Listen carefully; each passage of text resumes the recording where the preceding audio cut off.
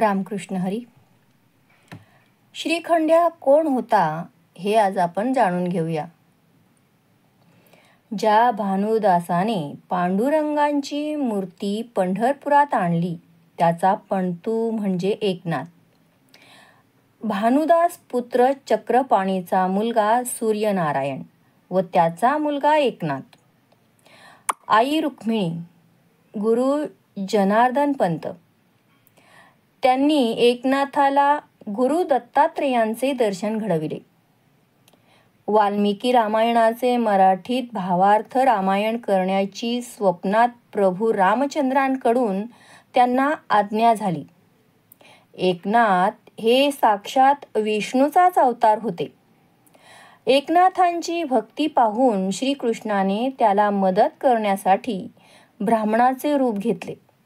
नाथांकडे जाऊन, मी अनाथ ब्राह्मण आहे, अन्न वस्त्र देऊन मला आपण ठेवून घ्यावे, मी तुमची सर्व कामे करेन असे सांगितले.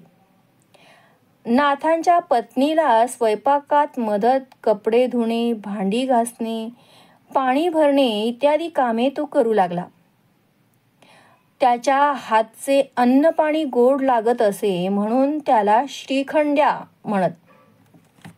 एका ब्राह्मणाने कृष्णप्राप्तीसाठी द्वारकेत अनुष्ठान केले होते. तेव्हा राधा रुक्मिणीने त्याला दृष्टांत दिला की आज 12 वर्षे झाली, येथे देव नाही. तो श्रीकृष्ण पैठणला एकनाथांच्या घरी श्रीखंड्याच्या रूपाने आचारी बनून राहिला आहे. तू तेथे जा व त्याला पाठवून दे. ब्राह्मणाने पैठणला नाथांकडे येऊन श्रीखंड्याला भेटण्याची विनंती केली. तेव्हा नाथ म्हणाले, श्रीखंड्या गंगेवर पाणी आणायला गेला आहे, तोपर्यंत तुम्ही वाट पहा. थोड्या वेळाने श्रीखंड्याला पाहताच त्या ब्राह्मणाने त्याच्या पायाला घट्ट मिठी मारली. श्रीखंड्या पाणी ठेवण्यासाठी देवघरात गेला. कावड ठेवली व तेथेच अदृश्य झाला. तो बराच वेळ बाहेर येईना म्हणून वाट पाहून तो ब्राह्मण आक्रोश करू लागला. आता त्याने नाथांना सर्व काही सत्य सांगितले. श्रीखंड्या तो प्रत्यक्ष श्रीकृष्णच होता. आता देवाकडून आपण इतके दिवस सेवा करून घेतली म्हणून सर्वांनाच दुःख झाले, अपराध्यासारखे वाटू लागले. ज्ञानदेवांच्या एका या नावाने एकनाथांचा गौरव होता. नाथांच्या मनावर ज्ञानदेवांच्या व्यक्तिमत्वाचा, विचारांचा प्रभाव होता. त्यांना ज्ञानदेवांबाबत खूप आदर होता. नाथांना गोरगरीब, पतित, उपेक्षित यांच्याबाबत कळवळा होता.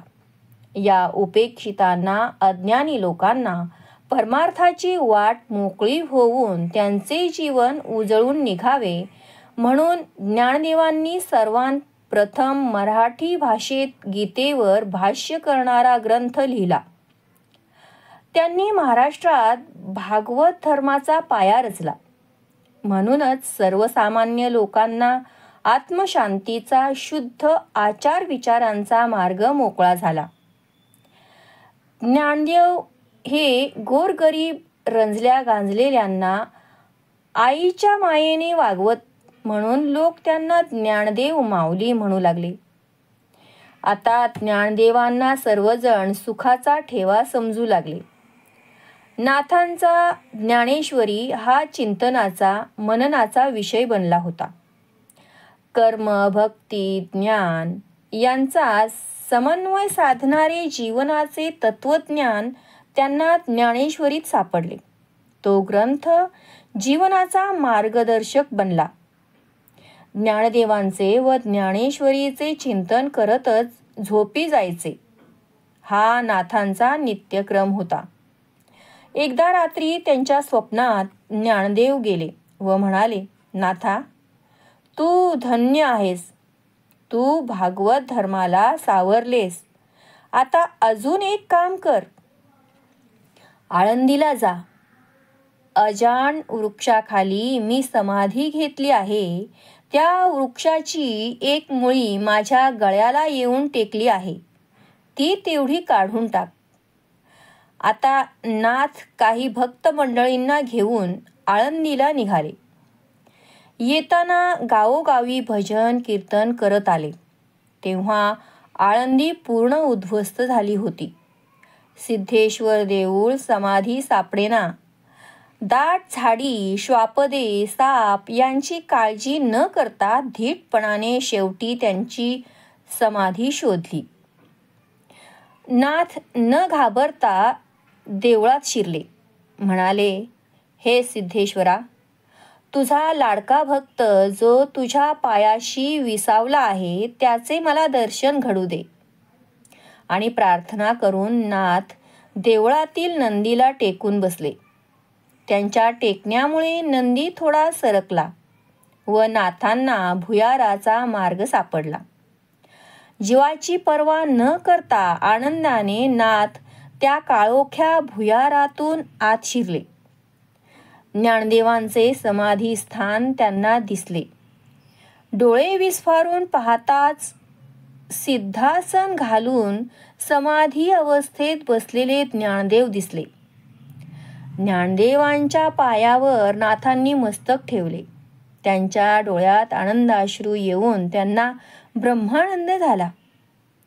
दोन शरीरातील आत्मे जणू एकरूप झाले.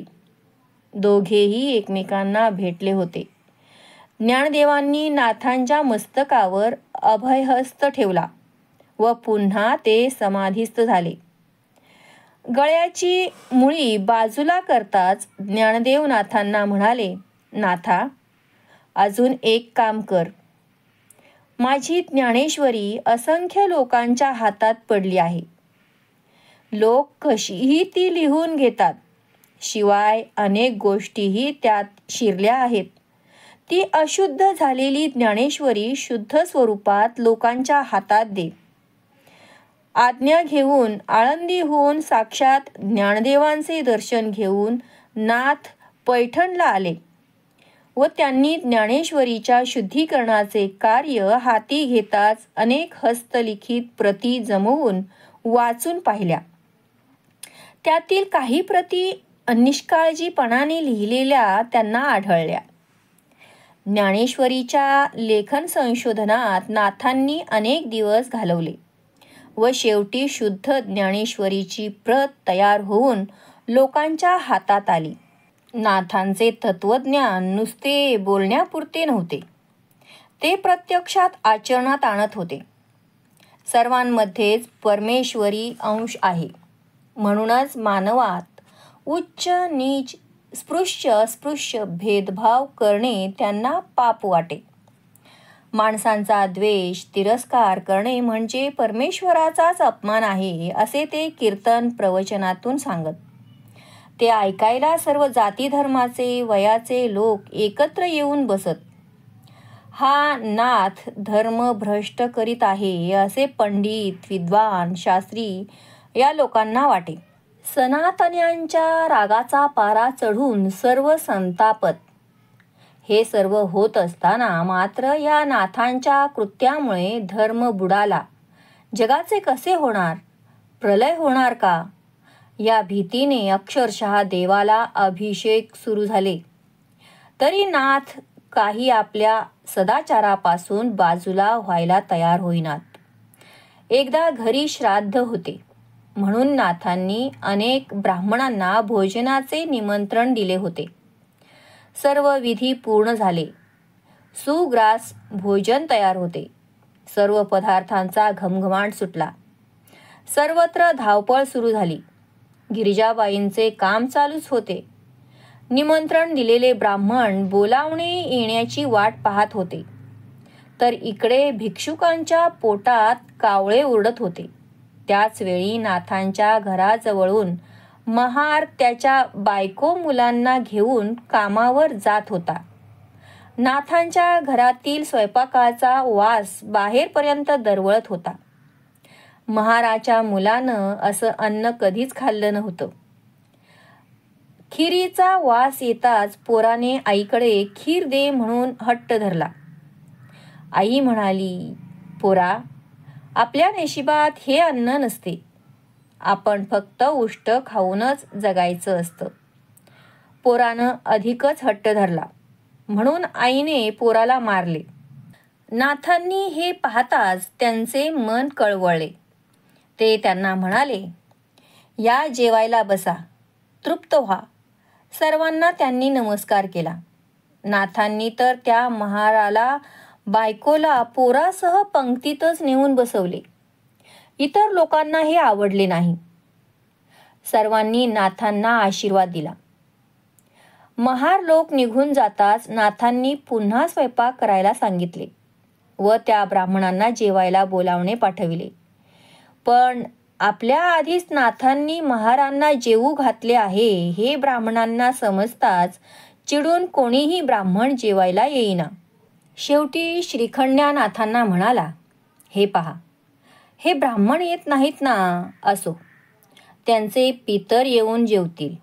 चला आपण संकल्प सोडू. व त्यांनी संकल्प सोडताच आतून पुंडलिक वरदा हरी विठ्ठल चा गजर ऐकू आला. सर्वांनी पाहिले तर आत खरोखरच सर्वांचे पितर जेवण करीत होते. ब्राह्मण डोकावून पाहू लागले. तेव्हा कुणाला आपला पिता, पुत्र, काका, आजोबा जेवण करताना दिसू लागले व त्याच वेळी आपले गुरु जनार्दन स्वामींनी आपला देह ठेवला ही दुःखद बातमी समजली. आता नाथांनी षष्ठी दिवस साजरा करायचे ठरविले. जनार्दन स्वामींची जन्मतिथी फाल्गुन वद्य षष्ठी श्री दत्तात्रयांनी स्वामींना दर्शन दिले. याच दिवशी स्वामींनी नाथांना अनुग्रह दिला होता व त्याच तिथीला स्वामींनी देह ठेवला. या सर्वच घटना एकाच दिवशी षष्ठी तिथीला घडल्या म्हणून त्यांना षष्ठीचा दिवस परमपवित्र वाटतो.